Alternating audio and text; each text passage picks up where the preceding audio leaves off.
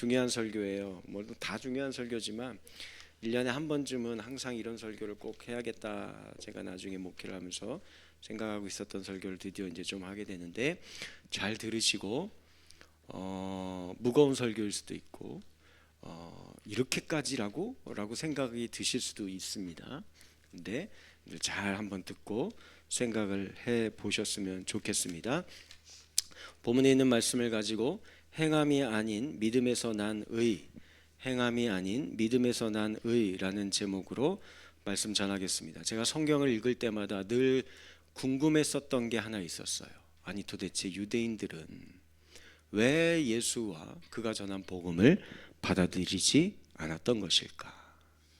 그들은 아브라함 때부터 하나님께서 말씀으로 가르치시고 양육받고 또 많은 선지자들을 통하여서 메시아에 대한 말씀들을 받았을 텐데, 그런데 그래서 그 메시아 예수에 대해서 이미 알고 있었을 텐데, 그리고 실제로 예수님도 뭐 다른 먼 데에서 유대인들 모르는 곳에서 태어난 것도 아니고 유대 땅에 태어나시고 그 유대인들을 대상으로 공생의 3년 동안 말씀을 가르치시고 기적과 이적을 행하셨음에도 불구하고 왜 그들은 받아들이지 않은 걸까? 반대로 한 번도 복음에 대해서, 하나님에 대해서, 예수에 대해서, 메시아에 대해서 들어본 적도 없었던 이방인들은 바울을 비롯한 사도들이 전한 그 복음을, 예수를 단번에 받아들이고 믿게 된 것일까?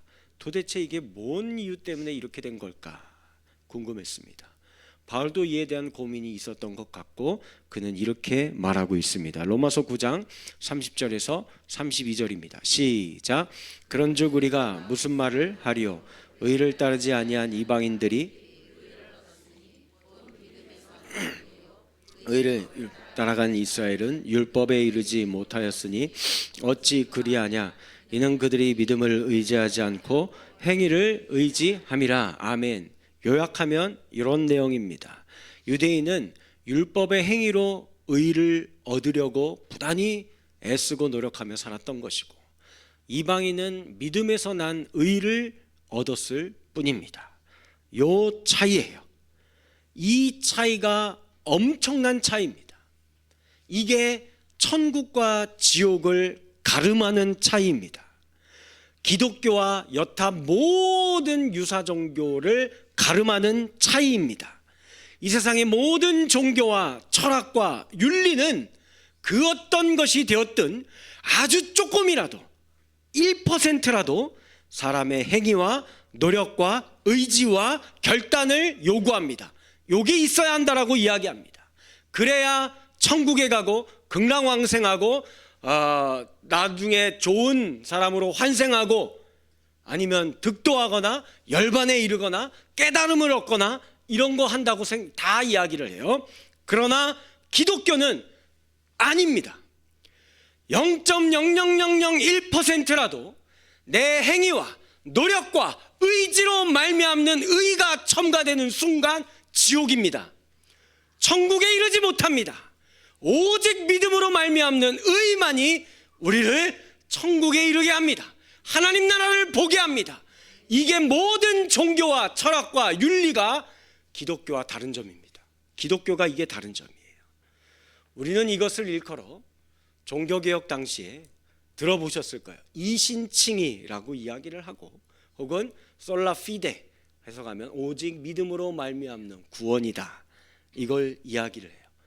많이들 들어보셨고, 개신교의 태동이 여기서부터 시작되었다고 하니까 중요하다고 하니까 여러분들 생각을 이건 한 번쯤은 단어 들어봤고, 앞에서 목사가 오직 믿음으로 구원받는 겁니다 설교를 하니까 다들 그런 줄 알고 그냥 계시는데, 그냥 덮어놓고 그런가 보다 하고 믿지 마시고, 오직 믿음으로 말미암는 의라는 것이 도대체 뭘 이야기하는 것인지, 구체적인 우리의 삶 속에서 이게 뭘 도대체 말하고 있는 것인지 크게 세 가지로 생각해 보도록 하겠습니다. 잘 듣고 생각해 보시기 바랍니다. 먼저 첫 번째예요. 같이 한번 읽습니다. 시작. 행위에서 난 의는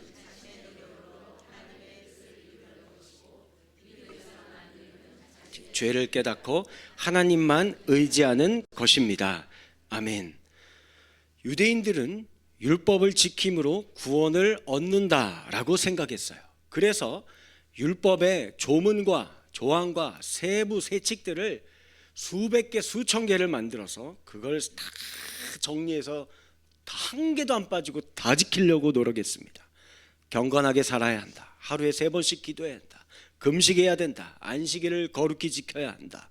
가난한 사람들을 늘 돌보고 구제해야 한다. 성경 말씀을 잊어버리지 않기 위해서 집집마다 말씀에 문패 붙여놓고 이마에 팔뚝에 두르기도 하고 새겨서 막 그걸 암송하고 다닙니다. 절기 때마다 가족들이 모여서 예배드리고 만찬드리고 심지어는 먼 곳에 떨어져 사는 유대인이라 할지라도 1년에 수차례 그 먼 예루살렘 성전까지 수백 킬로미터를 KTX 비행기 타고 온 게 아니고 갓난애기 있으면 들쳐 메고 업고 다 터벅터벅 걸어서 한 달이 걸리던 2달이 걸리던 그 먼 순례길을 하나님 제사하러 올라옵니다. 하나님의 백성이라는 표식을 몸에 나타나기 위해서 다 할례를 행하였고 부정한 음식은 절대 입에 대지도 않았고 소득의 10분의 1이 아니라 10분의 2까지도 바치고 죄를 멀리하기 위해서 그들이 할 수 있는 모든 노력을 다 행하면서 철저히 하나님의 말씀과 계명을 지키며 살려고 노력했습니다. 이게 사도 바울 예수님 당시의 유대인들의 모습이었어요. 이게 나쁜 거예요? 어떤 의미로는 오늘의 그리스도인들이 본받아야 할 부분입니다. 이 하나님의 법을 지키기 위해서 이렇게 경건하게 살려고 몸부림치고 노력하는 것은 매우 훌륭한 일입니다. 그래서 로마서 7장 12절에서도 이렇게 말해요. 이를 보건대 율법은 거룩하고 계명도 거룩하고 의로우며 선하도다. 그럼 도대체 뭐가 잘못이라는 겁니까? 유대인들이 무슨 실수를 한 거고 무슨 오류를 범한 걸까요? 그들이 간과한 것은 사람의 마음속 깊은 곳에 있는 요 죄라는 것에 대한 힘을 너무 과소평가한 겁니다. 간과한 거예요. 율법은 이렇게 좋은 것이고 율법을 지키는 것이 하나님의 명령이지만 사람의 죄 때문에 율법을 내가 온전히 다 지킬 수 없다라는 것을 그들이 몰랐던 겁니다. 아니, 알았어요. 알 수밖에 없습니다. 하나하나 다 지켜갈수록 자기가 이거를 온전히 지킬 수 없다는 것을 알았어요. 그럼 이게 뭔 말이냐? 솔직하지 못한 겁니다. 정직하지 못했던 겁니다. 안과 속이 달랐던 겁니다. 겉으로는 다 지키는 척 외식을 향한 겁니다. 그러나 그들의 속은 점점 속내가 시커먼 속내가 썩어가고 문드러져 있는 것을 감춘 거예요. 외식하는 종교 행위들로 이거를 감추고 있었던 것입니다. 그래서 이 부분을 사도 바울이 로마서 7장을 통해서 우리에게 이렇게 이야기하고 있어요. 이건 다른 사람 이야기가 아니에요. 믿음이 연약한 김아무개 집사 이야기하는 게 아니라 본인 이야기입니다. 그 위대한 사도였던 바울의 이야기예요. 사도행전 7장 14절. 율법이라는 거 너무 거룩하다. 너무 신령한 것이다. 하지만 그것을 행하는 나는 육신에 속하여서 죄 아래 팔려있는 인생에 불과하구나. 15절에선 그가 이렇게 이야기합니다. 나도 내가 왜 그러는지 모르겠다. 왜 내가 욕을 하고 사는지, 내가 왜 미워하는지, 다른 일을 저주하는지, 분노하는지, 나는 이런 거 사실 원하지 않을 때가 더 많은데 내가 원치 않는 것, 이런 것들만 행하면서 하지 말아야 할 것만을 하면서 살고 있구나. 18절에선 그가 이렇게 얘기합니다. 내 삶을 들여다볼수록 내 속에 선한 것이 도무지 단 하나도 있지 않구나. 내 의지로는 도무지 선을 실천하지 못하는 나는 연약한 인생에 불과하구나. 그래서 23절에 하나님의 법을 내가 좋아하면서도, 말씀을 좋아하면서도, 즐거워하면서도 나는 여전히 죄의 법에 사로잡혀 살아가는 인생이로다. 그래서 우리가 잘 알고 있는 24절에 오호라 나는 공고한 사람이로다. 이 사망의 몸에서 누가 나를 건져내랴. 이제 갓 교회 나오기 시작한 초신자 김아무개를 이야기한 게 아니에요. 가식 덩어리, 외식 덩어리, 그 어떤 중직자 그 사람을 얘기한 게 아니라 바울 자신의 이야기를 지금 하고 있는 겁니다. 그러니 사람은 하나님의 법을 지킬 수 없는 존재인 것만 같습니다. 율법을 행할수록, 내가 이거를 살아내 보려고 할수록 바울처럼 처절하게 이걸 깨달아요. 야, 내란 존재가 이거밖에 안 되는구나, 나 이거 안 되는구나 깨닫게 됩니다. 여기에서부터 시작되는 거예요. 뭐가요? 믿음이 시작되는 겁니다. 이게 신앙생활의 출발점입니다. 내가 하나님의 말씀을 받아서 이것대로 살아보려고 시작을 했는데 이게 안 되는 거예요. 다른 사람은 속일 수 있을지언정 내가 내 속을 가만히 들여다볼 때에는 이 속에 더럽고 부패하고 냄새난 시커먼 게 가득하거든요. 이걸 내가 속일 수 없는 겁니다. 그래서 예수의 십자가 앞에 엎드리고 통곡하게 되는 거예요. 여기서부터 우리의 신앙은 시작이 되는 겁니다. 이게 안 되면 아직 여러분들은 신앙 시작도 못한 겁니다. 신앙생활이 뭔지를 모르는 겁니다. 성부 하나님께서 아들을 주시기까지 우리를 사랑하셨음을 믿는 거예요.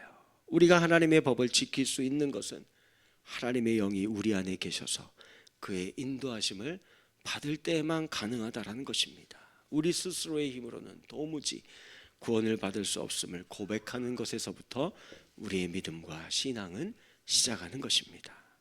그러면 복음을 알게 된 우리는 유대인의 잘못, 즉 율법을 지킴으로 우리가 의롭게 되고 구원을 얻을 수 있다라는 요 잘못된 생각, 이제는 우리는 완전히 다 버렸습니까? 완전히 없어졌을까요?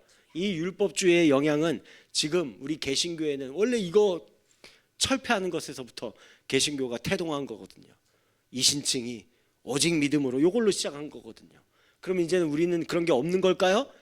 아니죠. 교리적으로는 뭐 이신칭의가 어떻고 오직 믿음으로가 어떻고 오직 말씀으로가 어떻고 다 정리 잘 돼 있을지 모르지만 유대인들도 그렇게 다 정리 잘 돼 있었다니까요. 경전, 토라가, 그리고 탈무드와 그게 다 그런 내용들 되어 있어요. 거기에 어디에도 우리가 이것을 행위로 말미암아 구원을 얻는다 그런 거 적혀 있지 않습니다. 똑같이 다 정리가 되어 있지만 실제 우리도 똑같이 유대인의 잘못을 반복하고 있는 것은 아닌지 돌아보아야 해요. 과거 우리의 조상들은 한때 주일 성수와 11조를 율법적으로 지켰습니다. 술, 담배 안 하는 것이 그리스도인의 표징이었어요. 물론 우리가 주일을 지키고 하나님 앞에 헌금을 해야 하고 거룩하게 사는 표지로 술 안 마시고 담배 안 피고 뭐 도박 안 하고 이런 거 좋습니다. 좋죠. 하는 것보다 훨씬 좋죠. 하지만 이를 잘 지킴으로 우리 하나님 앞에 의롭게 될 수 있다라고 생각하는 것은 완전히 잘못 생각하고 있는 겁니다. 오늘날 어떤 사람들은 또 어떤 교회는 사회 참여를 주장합니다. 사회를 개혁시켜야 되고 교회를 개혁시켜야 된다. 중요하죠. 그거 해야 합니다. 하지만 기독교의 본질이 거기 있는 거 아닙니다. 진정한 개혁은 나부터 시작되는 겁니다. 나 자신이 먼저 하나님 말씀 앞에 굴복해야 합니다. 나 자신이 공고한 인생이라는 것을, 가난한 인생이라는 것을, 우리 주 예수 그리스도를 만나고 그 십자가 앞에 애통한 것에서부터 거기서부터 시작되는 것입니다. 그런 사람이 한 사람이 되고 두 사람이 되고 10사람이 되고 할 때 그가 모여있는 그 지역과 공동체의 사회가 바뀌어가는 것이고 그리고 사회가 개혁되어 가는 거예요. 어떤 교파에서는 기도를 중요하게 생각하고 제자 훈련 그거 꼭 이수해야만 한다라고 말하고 또 어떤 교파에서는 봉사를 구제를 많이 해야 한다고 합니다. 하지만 이런 모든 것들 이게 본질은 아닙니다. 이것들을 통하여 우리가 그 어떤 하나님 나라의 공로를 단 한 개라도 우리가 세울 수 있다라고 착각하는 순간 그건 잘못된 겁니다. 진정한 기도는요, 주여 나는 죄인입니다. 나를 불쌍히 여겨 주시옵소서. 이 기도로 시작해서 이 기도로 끝내는 거, 이 세리의 기도만이 우리가 올려드릴 수 있는 유일한 단 하나의 기도입니다. 진정한 제자 훈련은요, 나의 철저한 무능함을 깨닫고 오직 예수 그리스도의 십자가를 붙잡고 쫓아가는 그 길, 나는 뭐가 어떻게 되는지 모르지만 오직 예수만 쫓아가는 거, 그것만이 진정한 예수의 참 제자가 되는 유일한 길이고요. 진정한 봉사는 내가 받은 은혜, 구원에 감격하여서 내가 하나님 앞에 정말 헤아릴 수 없는 억만금을 빚진 자이기 때문에 내가 오른손이 하는 것을 왼손이 모르게, 내 평생의 삶을 그저 이름도 없이 빚도 없이 묵묵히 내가 가진 모든 것을 다 쏟아붓고 가는 거, 그것을 굳이 조금 명칭을 붙이면 그걸 봉사라, 그리고 그것을 또 자기 스스로는 봉사라고 생각하면 안 돼요. 우리는 그렇게밖에 생각할 수밖에 없습니다. 이것이 복음이에요. 복음을 분명히 알고 믿읍시다. 지금도 우리를 현혹하는 행위에서 난 의에 이끌리시면 안 됩니다. 내가 하나님 앞에 죄인인 것을 철저히 고백하고 믿으시기 바랍니다. 십자가의 복음만을 붙들고 성령 하나님만을 의지하여 믿음에서 난 의를 따라 사실 수 있는 저와 여러분들 되어주시기를 주님의 이름으로 간절히 축원합니다. 두 번째예요. 또 한번 읽어볼까요? 시작. 남을 멸시하지만 믿음에서 난 의를 지닌 사람들은 다른 사람을 용서하고 품어줍니다. 이거 아주 중요한 거예요. 여전히 이게 특히 누가 많이 나오냐면 신앙생활을 오래 한 분들, 나 같은 목사들, 직분 갖고 있는 사람들, 내가 열심히 사역하고 열심히 신앙생활 하다 보니까 행위에서 난 의가 막 들어오기 시작합니다. 마음이 교만해져요. 마음이 딱딱해집니다. 그래서 저놈의 성도만 없으면 내가 교회 목회할 만하다. 용납이 안 되는 거예요. 저 집사하고 내가 같이 신앙생활 한 교회에서 같이 지내는 거는 내가 도저히 용납이 안 된다. 그래서 그를 멸시합니다. 용납이 안 돼요. 받아들이는 게 안 됩니다. 이해가 안 되는 거예요. 그런 사람들이 행위에서 난 의를 추구하는 자들이라고요. 하나님 나라와 상관없는 사람들입니다. 이렇게 되는 거 안 되는 거예요. 정말 신앙생활을 오래 하면 할수록 내 안에 믿음이라는 것은 없고 오직 예수가 나를 긍휼히 여겨주시고 불쌍히 하시고 나를 용납하시고 오늘도 나를 받아주시고 용서하여 준 게 저라는 존재예요. 이 세상에 있는 모든 죄인들의 총합을 모아놓은 게 나라는 인생이에요. 그게 오늘 내가 여기 감히 나와 있는 겁니다. 그걸 내가 깨닫고 있는데 옆 사람의 어떠함 때문에 내 눈에 들어와서 저건 이해 안 되고 저건 용납이 안 된다고요. 이거는 믿음에서 난 의가 뭔지를 모르는 사람입니다. 자기 안에 의가 이렇게 올라와 있는 사람이에요. 유대인들은 자신의 노력으로 율법을 지켜서 하나님을 기쁘시게 하려고 하였습니다. 자신의 노력으로 의롭게 산 사람들의 특징은 그 마음이 강팍하고 교만하다라는 데 있어요. 또한 자신처럼 경건하고 의롭게 살지 못하는 사람들을 멸시하고 정죄하기 시작하는 거예요. 복음서에 나타나는 우리 예수님의 비유 말씀에 보면 바리새인과 세리의 기도회를 가지고 이걸 우리에게 정확하게 짚어서 가르쳐 주십니다. 누가복음 18장 시작. 바리새인은 서서 따로 기도하여 이르되 하나님이여 나는 다른 사람들 이 세리와도 같지 아니함을 감사하나이다. 나는 일에 2번씩 금식하고 또 소득의 11조를 드리나이다. 얼마나 훌륭한 경건한 신앙인입니까?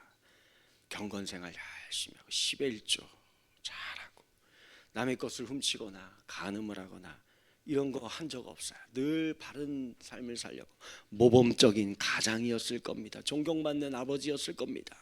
하지만 그는 기도할 때 뭐라고 하는 거예요? 요 세리들 같지 아니함을 감사합니다.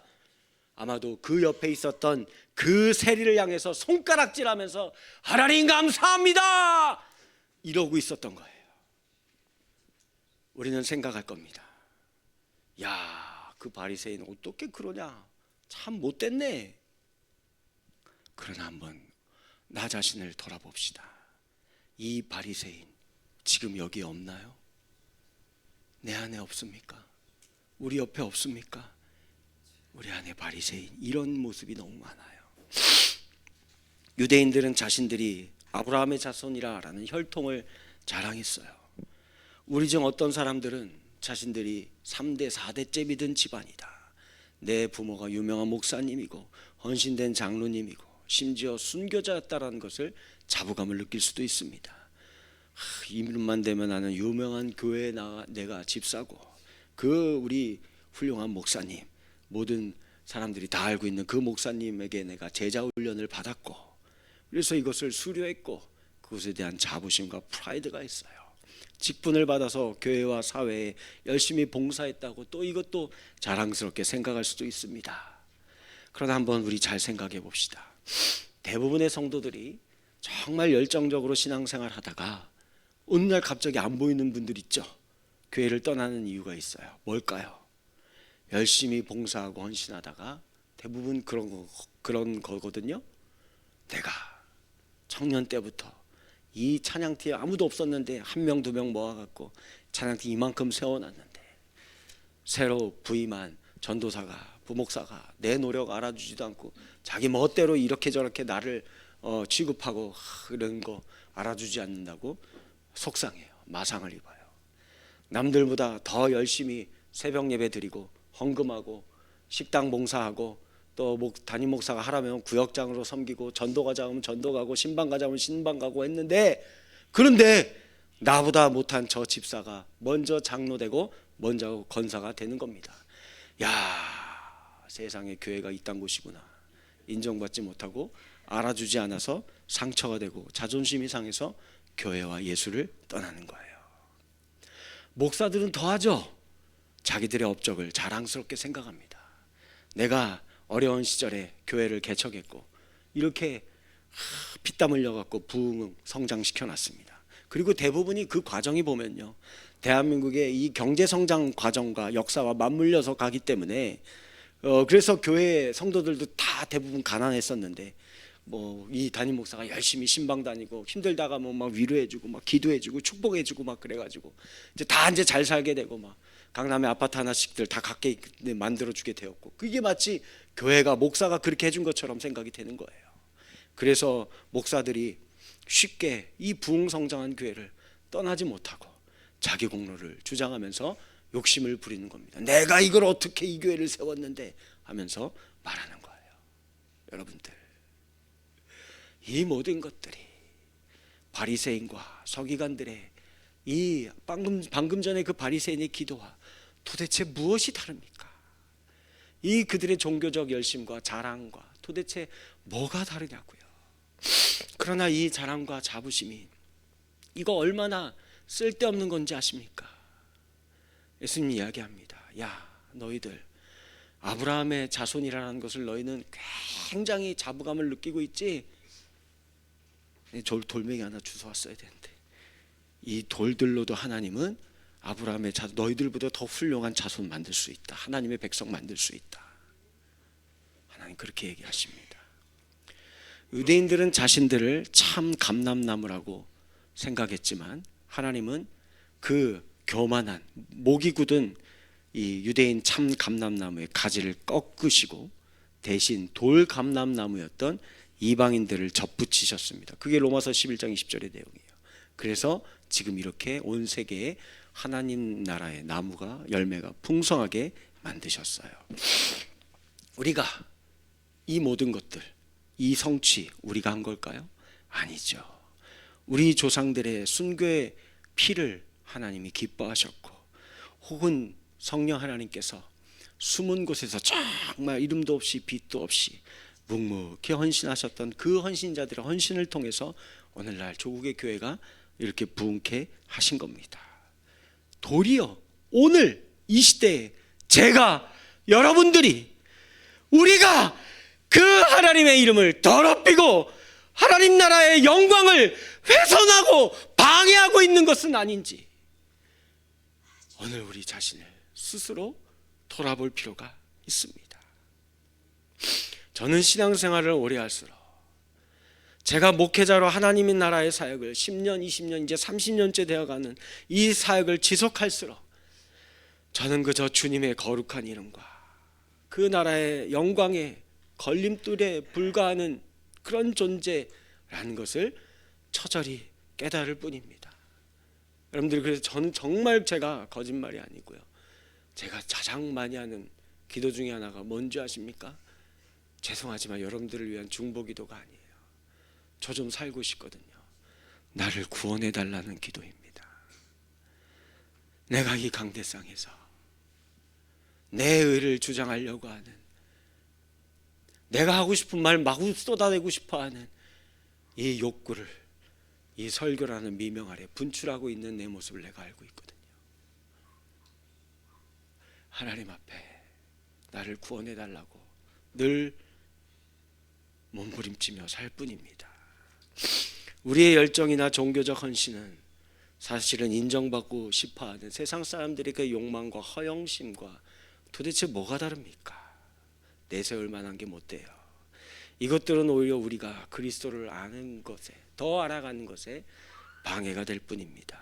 그래서 사도 바울은 이 모든 것들을 배설물처럼 여기셨어요. 행위에서 난 의를 추구하는 사람들은 자신을 자랑스럽게 생각하는 만큼 다른 사람을 무시하고 멸시합니다. 우리는 늘 사람들을 판단하는 말을 우리의 입에 나도 모르게 달고 살아가요. 특히 저처럼 설교하는 목사와 사역자들은 늘 함부로 남을 정죄하고 판단합니다. 은연중에 제가 하나님이라도 된 듯냥 착각 속에 빠져요. 그래서 기도하지 못하는 성도들 보면 막 한심하다라고 생각합니다. 세상에서 소금과 빛으로 살지 못하는 성도들을 보고 왜 그렇게 못 사느냐고 막 다그칩니다. 새 속에 물든 교회를 보고서 막 정죄하고 자기는 안 그런 척하는 겁니다. 그런 마음으로 설교하는 저 같은 목사들이 이 시대에 가득하게, 그래서 말씀의 능력을 잃어버린 것만 같아서 견딜 수가 없고 그저 죄송할 따름입니다. 죄송합니다. 나 같은 목사 때문에 하나님의 말씀이 능력을 잃고 있는 것이지, 하나님의 말씀은 천지가 창조된 이후로 단 한 번도 그 말씀이 변하신 적이 없고 그 능력을 잃어버린 적이 없습니다.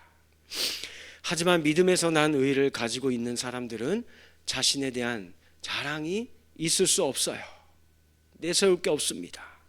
그래서 다른 사람에 대해서 무시하거나 깔보지 않습니다. 정말로 그렇게 생각해요. 다 나보다 나은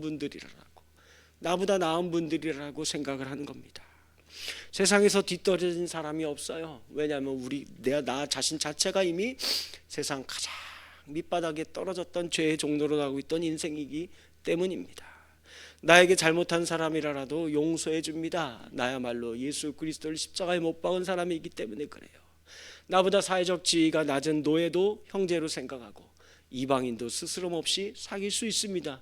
저야말로 하나님 나라의 진짜 외인, 이방인에 불과했던 존재이거든요. 거저받았기 때문에 거저주는 사람이 되고, 내가 받은 비탄감은 너무 커서 온 우주를 덮을 정도로 크기 때문에 내가 이제는 남은 평생 해야 할 일은 내 안에 주머니에 먼지 하나도 남기지 않고 다 털어내고 모든 사람들에게 다 나눠주고 가며 살아가는 거, 그거밖에 없는 거예요. 도대체 목회자가 목회 다 끝내고 뭘 갖고 가려고 합니까? 느보산에서 생을 마감한 모세를 우리는, 그게 목회자의 말로가 되어야 되는 거예요. 사도 바울이 로마의 감옥, 차디찬 감옥에서 형장의 이슬로 사라져간, 그게 우리 주님의 제자의 마지막 말로가 되어야 하는 겁니다. 오늘 새벽 3시쯤에 저희 교회 한 사람이 본당의 문을 들고 찾아왔어요. 그리고 이 히터를 트는 소리가 나더라고요. 누군가 와봤더니 춥고 갈 데 없어서 오셨던 분이래요. 연변에서 오신 분인 것 같아요. 말투가 그래요. 그래서 제가 여기 있는 히터 3개 다 틀어놔도 따뜻해지려면 1시간은 걸려요. 여기 계시지 마시고 우리 따뜻한 데가 있어요 하고 1층으로 제가 데려갔어요. 1층은 항상 따뜻하잖아요. 근데 오늘은 안 따뜻하다. 오늘은 왜 꺼놨어요? 그러니까 이제 우리 1년 365일 1층은 항상 보일러 빵빵하게 틀어놓으세요. 난방비 없으면 제 사례비 깎아서라도 거기다 내시고 해서 그렇게 1년에 한 명이라도 찾아오셔서 따뜻하게 몸 녹이시고 가시면 좋겠습니다. 그런 곳이 바로 천국이 아니겠습니까? 하나님 나라가 거기서부터 시작되는 거 아니겠습니까? 우리가 천국을 살아내지 못하는 이유는 자신의 권위와 이익을 앞세우기 때문입니다. 하지만 자신이 죄인임을 철저히 인정하고 하나님께만 의존하는 사람은 구원받은 것 하나만 해도 감사하게 생각해야 합니다. 더 높은 자리를 준다고 해도 의미 없습니다. 사람들의 인정을 받지 못한다 해도 그게 뭐 안타까울 일입니까? 아무 의미 없는 것입니다. 이와 같이 하나님이 원하시는 진정한 믿음에서 난 의를 지니며 살아갈 수 있는 저와 여러분들 되어지시기를 주님의 이름으로 간절히 축원합니다. 마지막으로 세 번째예요. 우리 같이 한번 읽어볼까요? 시작.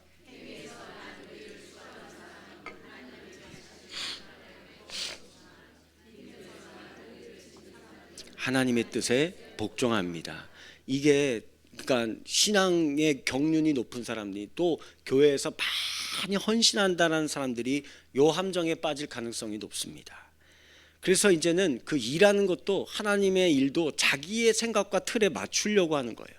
그렇게 안 되면 이게 안 되는 겁니다. 하나님을 자신이 만들어 놓은 틀 속에 가두어 놓기까지 하는 겁니다. 10장 로마서 10장 2절과 3절 보면 이렇게 돼 있어요. 시작. 내가 증언하노니 그들이 하나님께 열심히 있으나 자기 의를 세우려고 힘써 하나님의 의에 복종하지 아니하였느니라. 자기의 의를 세우려다 보니까 하나님까지도 자신의 틀에 맞추려고 하는 거예요. 유대인들이 이 실수에 빠졌어요. 이 함정에 빠져서 메시아 예수가 왔는데 야 나사렛 목수의 아들이 우리의 메시아라고 요건 우리가 원하던 그 모양이 아니다. 그러니까 너는 불합격. 그래서 치워버립니다. 용납이 안 되는 거예요. 그래서 십자가에다가 집어 던져서 치워버린 거예요. 예수를 죽일 수밖에 없었습니다. 우리도 마찬가지 아닌가요? 우리가 열심히 기도하는데 응답도 내가 원하는 대로 해주셔야만 해요. 우리가 하는 기도는 마치 청구서를 막 이렇게 수십 페이지 작성해서 써서 올리는 거예요. 이대로 해줘야 돼요.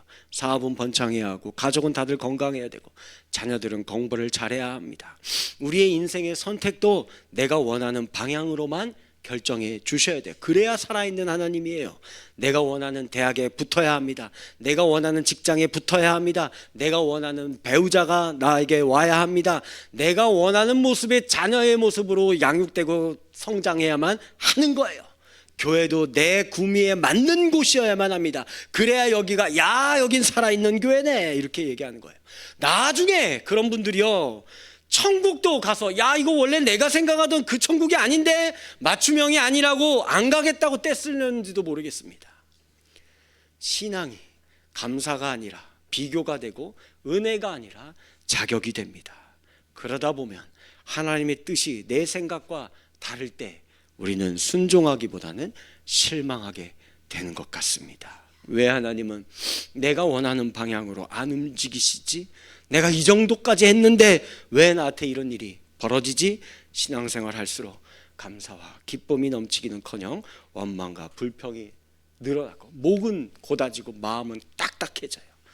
여러분들 우리의 신앙은요 내가 옳다라는 것을 증명하는 것이 아니라 하나님의 공의로우심을 정의로우심을 오르심을 신뢰하고 따라가는 것임을 믿으시기 바라겠습니다. 심지어 목사들도 자기의 목회를 위해서 하나님을 이용하려 들어요. 교회를 더 크게 짓고 싶어서 성도 숫자 더 늘리고 싶어서 내 말 잘 듣는 순종적인 성도들 만들고 싶어서 자기 이름을 더 높이고 싶어서 하나님의 뜻을 빙자해요. 자기 하고 싶은 말 설교라는 미명 아래 마구마구 남발합니다. 저는 두렵습니다. 저를 비롯하여서 과연 저부터 시작해서 구원받는 목사가 한 명이라도 있을까? 천국에 가면 구원 못 받은 직업군 목사가 제일 많을 것 같은 느낌이 듭니다. 말씀을 맺습니다. 오늘 본문의 결론은 이렇게 얘기해요. 오늘 본문 9장 32절 하반절부터 33절까지 말씀이에요. 한번 읽어볼까요? 시작. 기록된 바 보라 내가 걸림돌과 거치는 바위를 시온에 두노니 그를 믿는 자는 부끄러움을 당하지 아니하리라 함과 같으니라. 바위 반석 위에 원래 건물을 지어야 단단하게 올라가는, 시온은 예루살렘을 이야기하는 거예요. 우리의 믿음의 건축을 이야기하는 거죠. 그러니까 예수 그리스도 반석 위에 지은 믿음으로 난 의로 우리의 신앙의 인생을 세워가는 자들은 후에, 지금도 마찬가지지만 궁극적인 그날에 부끄러움을 당하지 않게 될 것입니다. 그러나 반대로 내 행위로 말미암는 의로 내 인생을 건축하려고 드는 자들은 요 반석이, 즉 예수가, 복음이 뭐가 된다고요? 걸림돌이 됩니다. 걸려서 넘어지게 됩니다. 유대인들이 그렇게 돼서 2000년이 지난 지금까지도 넘어져 있는 거예요.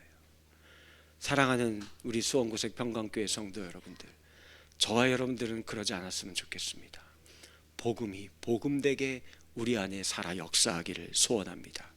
오직 우리는 믿음으로 말미암는 의, 그거 말고는 하나님 앞에 나아갈 아무런 자격과 공로 없음을 인정하시고 날마다 그 주님의 은혜를 간구하며 나아갈 수 있는 저와 여러분들의 복된 신앙이 되어지기를 주님의 이름으로 간절히 축원합니다.